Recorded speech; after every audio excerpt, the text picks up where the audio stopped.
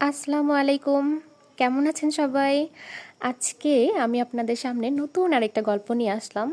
গল্প নয়, বলা যায় বাস্তব ঘটনা। আমার দাদার কথা বলছি। সে অবশ্য এখন পৃথিবীতে নাই।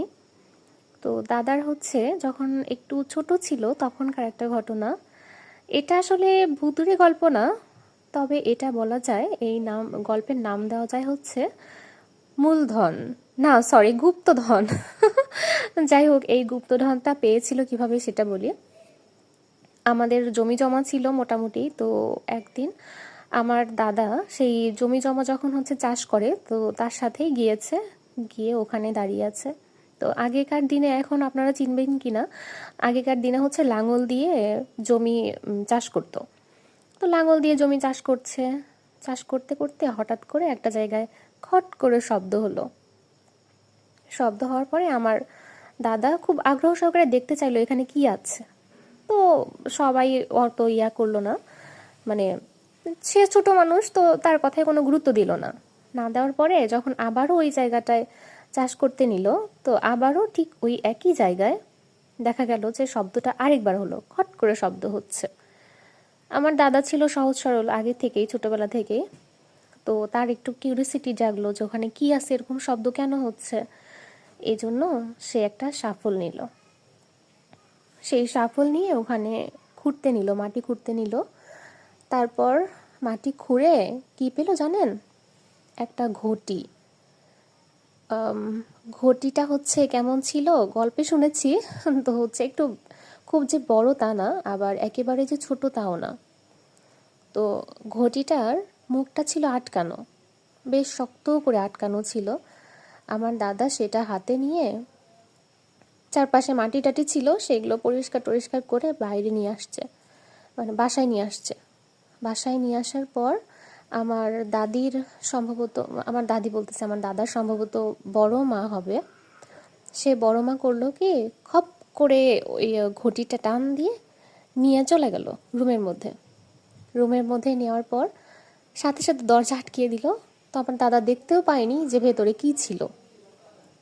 দাদার মুখে শোনা এটা একেবারে বাস্তব ঘটনা। সম্ভবত আম, অনেক আগে কেউ এখানে কিছু লুকিয়ে রাখছিল, হতে পারে, সেটাই আমার দাদার হাতে পড়েছে। যাই হোক, তারপর সেটা দিয়ে, মানে আমাদের পরে শুনলাম আর কি, ওখানে কি ছিল এটা সবার ধারণা হচ্ছে ওখানে হয়তো বা হচ্ছে কোনো রূপা, আগেকার দিনে মনে হয় রূপা পাওয়া যাইতো, রূপা বা স্বর্ণের কিছু ছিল কিনা জানি না, তবে ওইটা দিয়ে একটা হচ্ছে সে বিছা বানাইছিল, কয়েকটা জায়নামাজ কিনেছিল, আর আরও কি কি যেন করেছিল।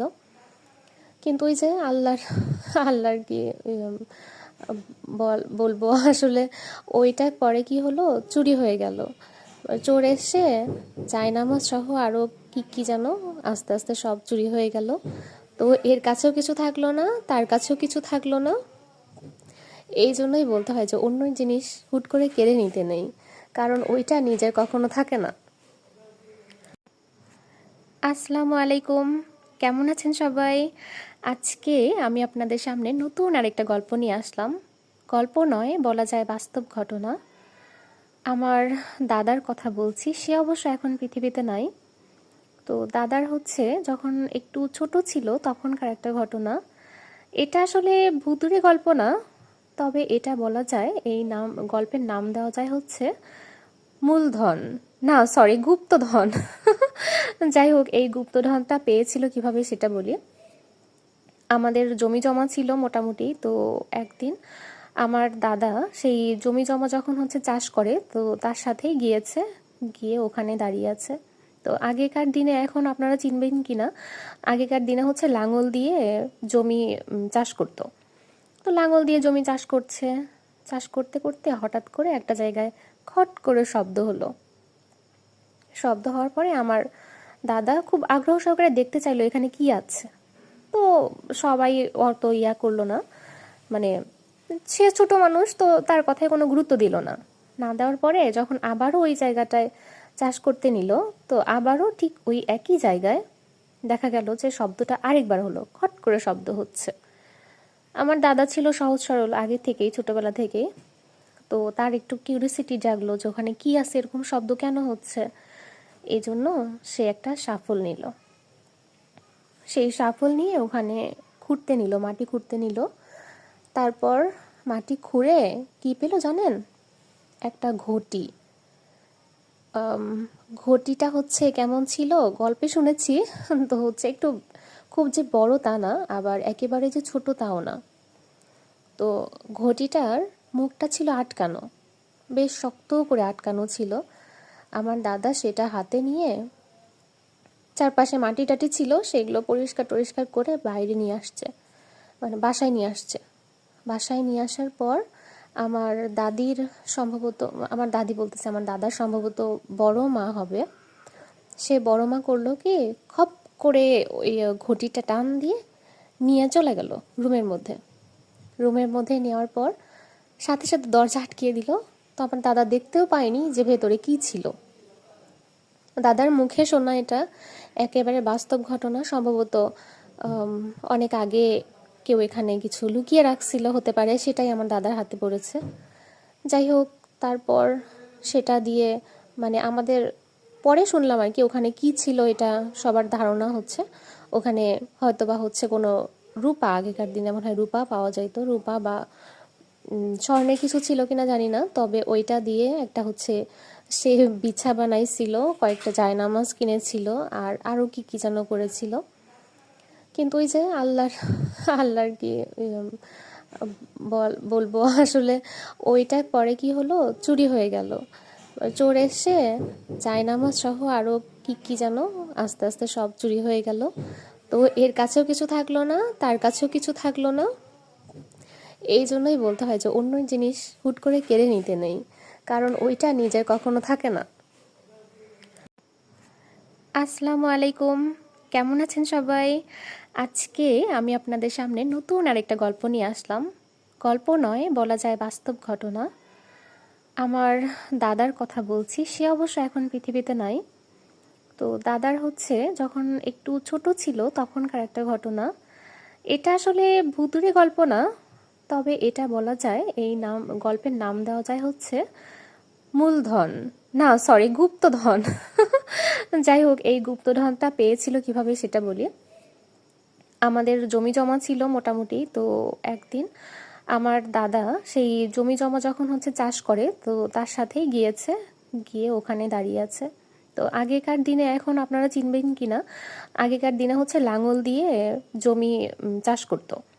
তো লাঙল দিয়ে জমি চাষ করছে, চাষ করতে করতে হঠাৎ করে একটা জায়গায় খট করে শব্দ হলো।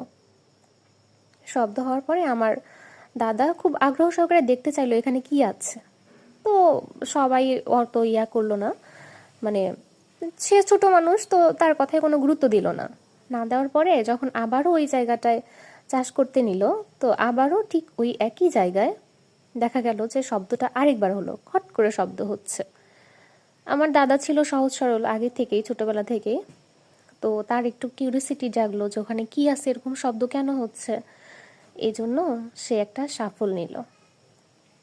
সেই শাফল নিয়ে ওখানে খুঁড়তে নিল, মাটি খুঁড়তে নিল। তারপর মাটি খুঁড়ে কি পেল জানেন? একটা ঘটি। ঘটিটা হচ্ছে কেমন ছিল গল্পে শুনেছি, তো হচ্ছে একটু খুব যে বড় তা না, আবার একেবারে যে ছোট তাও না। তো ঘটিটার মুখটা ছিল আটকানো, বেশ শক্ত করে আটকানো ছিল। আমার দাদা সেটা হাতে নিয়ে, চারপাশে মাটি টাটি ছিল, সেগুলো পরিষ্কার টরিষ্কার করে বাইরে নিয়ে আসছে, মানে বাসায় নিয়ে আসছে। বাসায় নিয়ে আসার পর আমার দাদির সম্ভবত, আমার দাদি বলতেছে, আমার দাদার সম্ভবত বড় মা হবে, সে বড় মা করলো কি, খপ করে ওই ঘটিটা টান দিয়ে নিয়ে চলে গেল রুমের মধ্যে। রুমের মধ্যে নেওয়ার পর সাথে সাথে দরজা আটকিয়ে দিল। তো আমার দাদা দেখতেও পায়নি যে ভেতরে কি ছিল। দাদার মুখে শোনা এটা একেবারে বাস্তব ঘটনা। সম্ভবত অনেক আগে কেউ এখানে কিছু লুকিয়ে রাখছিল হতে পারে, সেটাই আমার দাদার হাতে পড়েছে। যাই হোক, তারপর সেটা দিয়ে মানে আমাদের পরে শুনলাম আর কি ওখানে কি ছিল, এটা সবার ধারণা হচ্ছে ওখানে হয়তোবা হচ্ছে কোনো রূপা, আগেকার দিনে মনে হয় রূপা পাওয়া যাইতো, রূপা বা স্বর্ণের কিছু ছিল কিনা জানি না, তবে ওইটা দিয়ে একটা হচ্ছে সে বিছা বানাইছিল, কয়েকটা জায়নামাজ কিনেছিল, আর আরও কি কি যেন করেছিল। কিন্তু ওই যে আল্লাহর কি বলবো আসলে ওইটার পরে কি হলো, চুরি হয়ে গেল। চোর এসে জায়নামাজ সহ আরও কি কি যেন আস্তে আস্তে সব চুরি হয়ে গেল। তো এর কাছেও কিছু থাকলো না, তার কাছেও কিছু থাকলো না। এই জন্যই বলতে হয় যে অন্য জিনিস হুট করে কেড়ে নিতে নেই, কারণ ওইটা নিজের কখনো থাকে না। আসসালামু আলাইকুম, কেমন আছেন সবাই? আজকে আমি আপনাদের সামনে নতুন আরেকটা গল্প নিয়ে আসলাম। গল্প নয়, বলা যায় বাস্তব ঘটনা। আমার দাদার কথা বলছি, সে অবশ্য এখন পৃথিবীতে নাই। তো দাদার হচ্ছে যখন একটু ছোট ছিল তখনকার একটা ঘটনা। এটা আসলে ভুতুড়ে গল্প না, তবে এটা বলা যায়, এই গল্পের নাম দেওয়া যায় হচ্ছে